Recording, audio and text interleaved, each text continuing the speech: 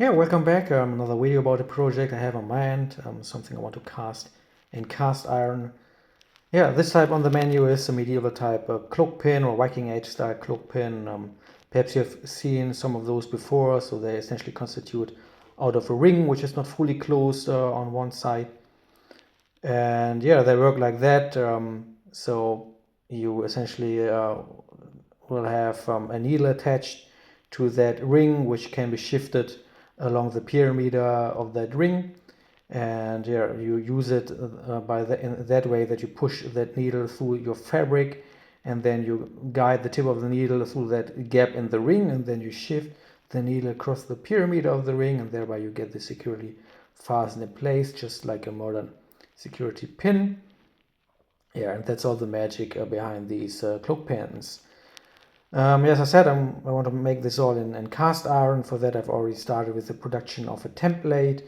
I made this ring out of a twisted steel rod.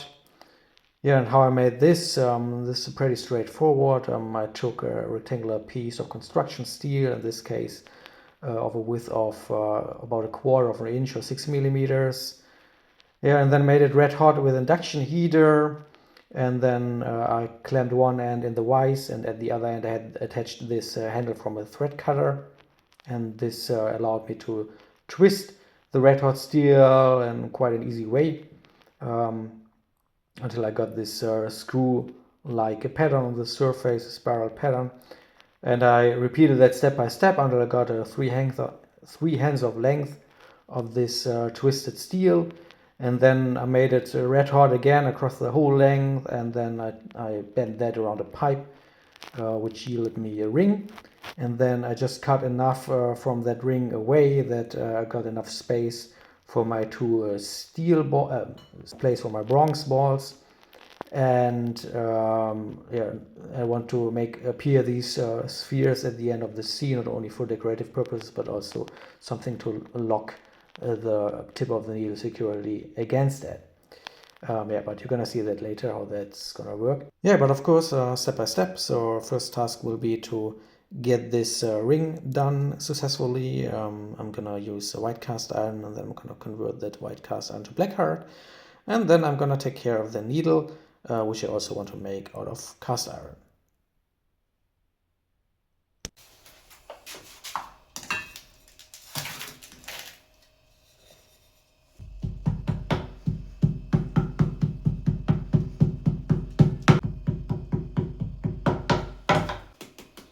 With the anti-caking agent.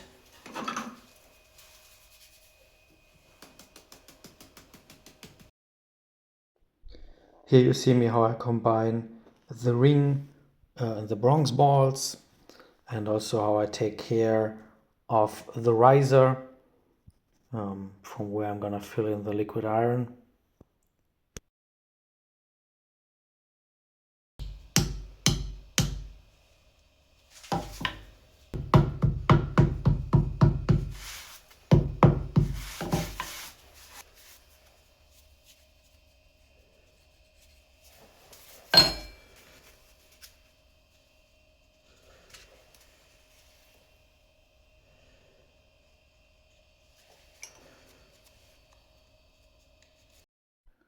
What you see me doing here is that I take provisions for a reservoir at the far end of the ring.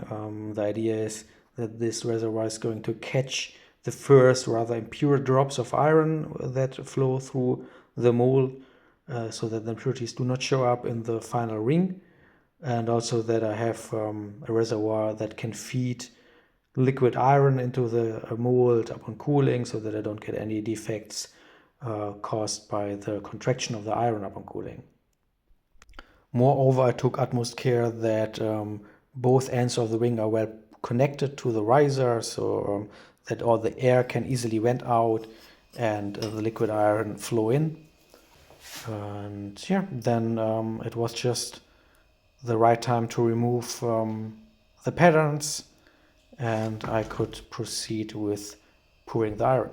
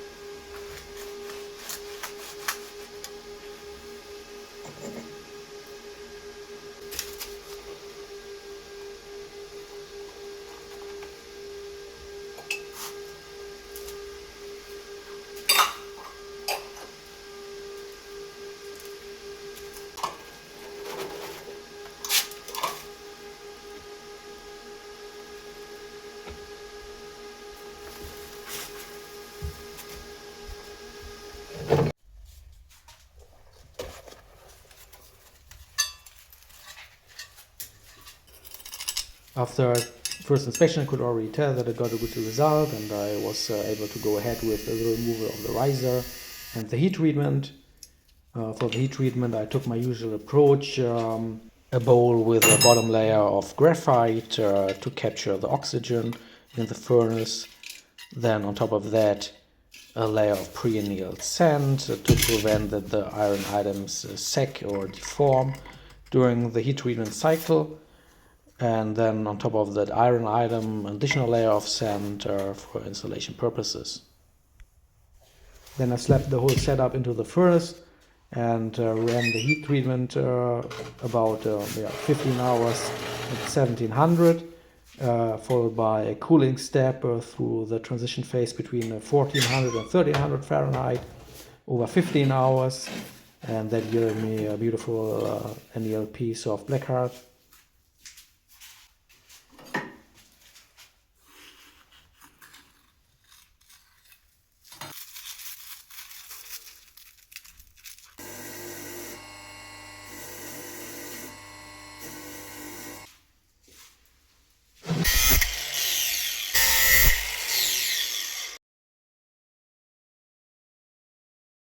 All right, so what is of course missing now is the actual pin of the cloak pin, and for that my idea was to use this cast iron plate I made some time ago. I also have subjected that to a heat treatment cycle, so this white cast iron got converted also to black hard marble cast iron, and I've just cut away a thin strip of that material. So this is no longer brittle, it's essentially like mild steel, and the idea is to forge a ring here at the end, and then I'm gonna attach it here to the cloak pin, or to the ring of the cloak pin, and thereby get my fibula. Okay, let's try that out. Yeah, it turned out this strip was a bit too short for the purpose, so I took the quick and dirty route and machined one straight out of this plate of cast iron.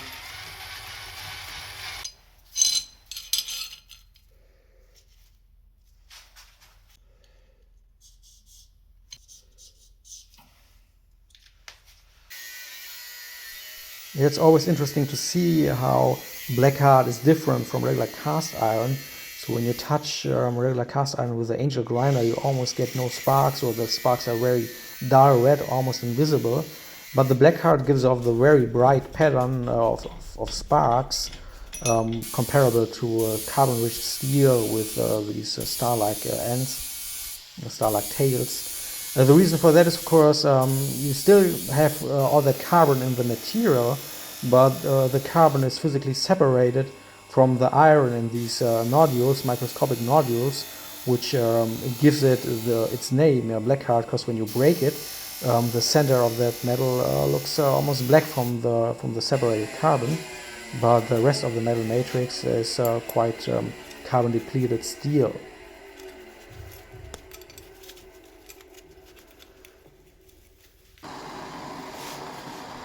Yeah, but not only has it a black heart, but as the name suggests, it is also malleable, meaning when you make it hot enough, you can bend it to a fair degree, and otherwise I would obviously not be able to attach a cast iron needle to my cloak pin through a forging process.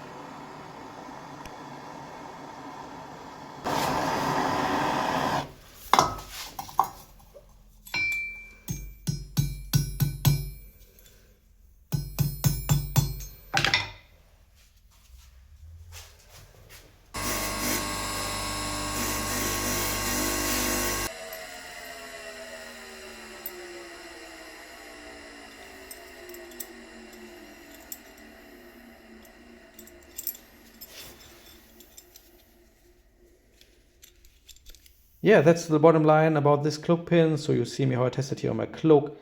So you push the needle through the fabric, and then you funnel the tip of the needle through that gap, and then you shift it, and then these balls are going to prevent it from undoing it all by itself.